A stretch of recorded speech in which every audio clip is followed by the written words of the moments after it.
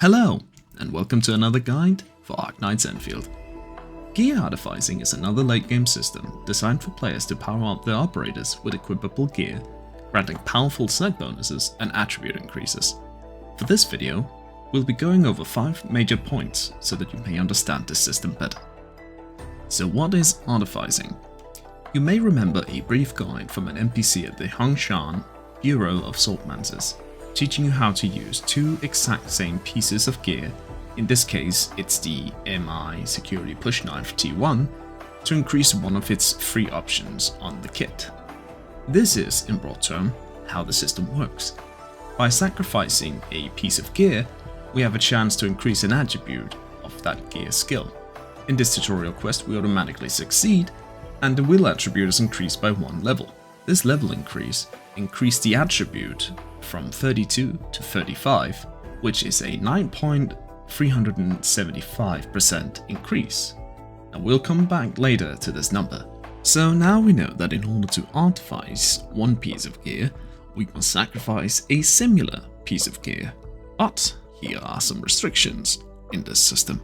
First of all, the gear pieces must be in the same category, which brings us to just that. There are 3 categories of gear: armor, gloves, and kit, with kit being the only one you can have multiple of, in this case 2.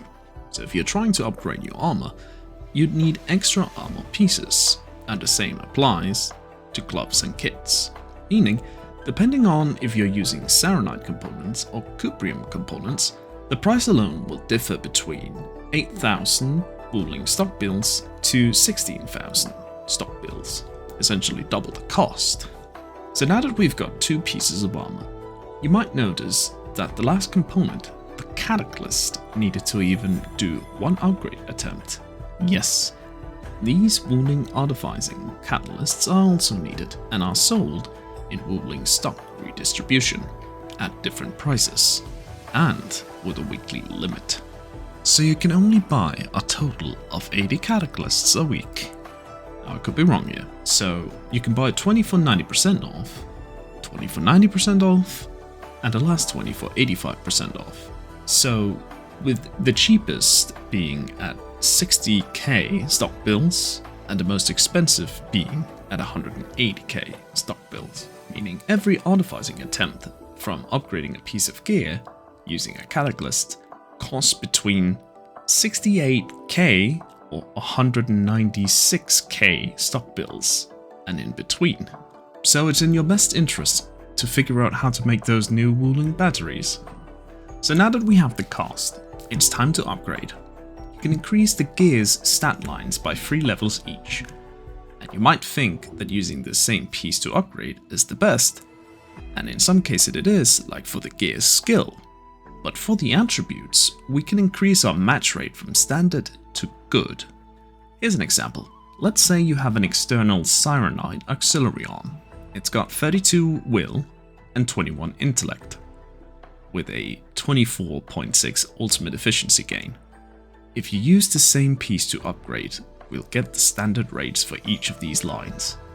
But if you were to use a Redeemer Seal T1 instead, which has a 43 base will, we get a good match for the will attribute.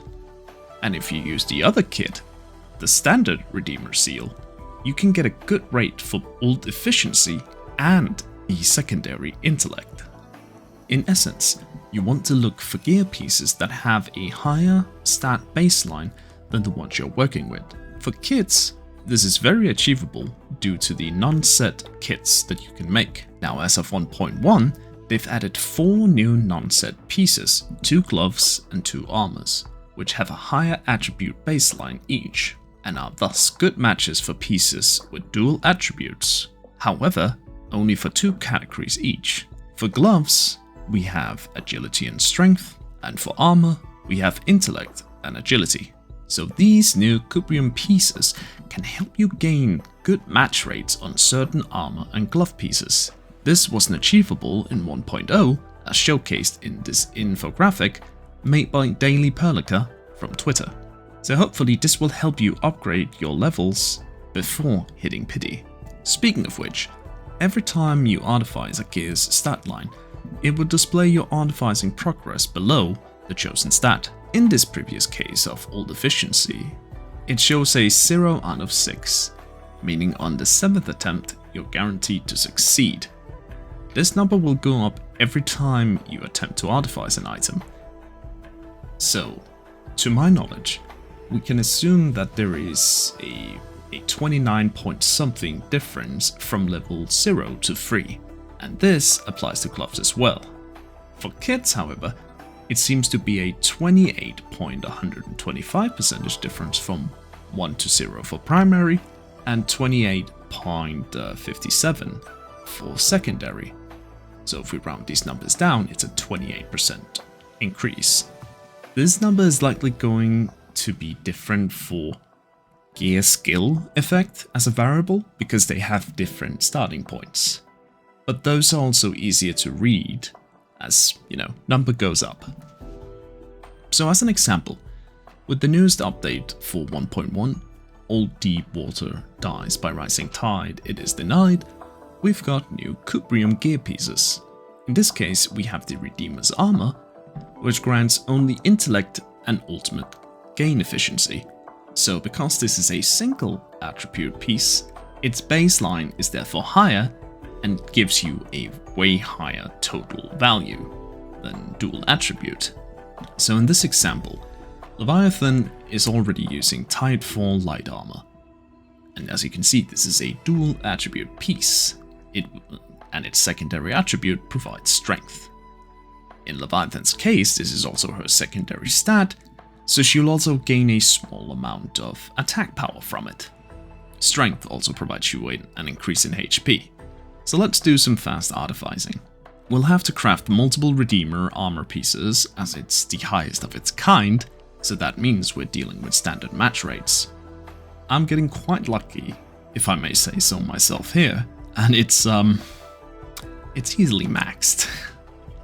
Now if we compare the difference of a fully upgraded Redeemer armor versus this Tide armor that I have, we can see that there's a whopping 159 attack difference for 110 HP. And this is not a small amount when we start stacking attack power bonuses from buffs. The TLDR is that it's certainly worth it to artifice the gear of your main operator, as that is where the majority of your damage is likely coming from. For the rest of your team, it's on a case-by-case basis, and if it even makes a statistical difference, like getting ultimates earlier in less skills hit. With that, all I have to say is thanks for watching this gearing guide for artificing. I was waiting for 1.1 to publish this after they showcased new gear pieces in the dev livestream. So if you like this guide, please consider leaving a comment, liking the video, and if you want to see more, consider subscribing to the channel. Have a good one.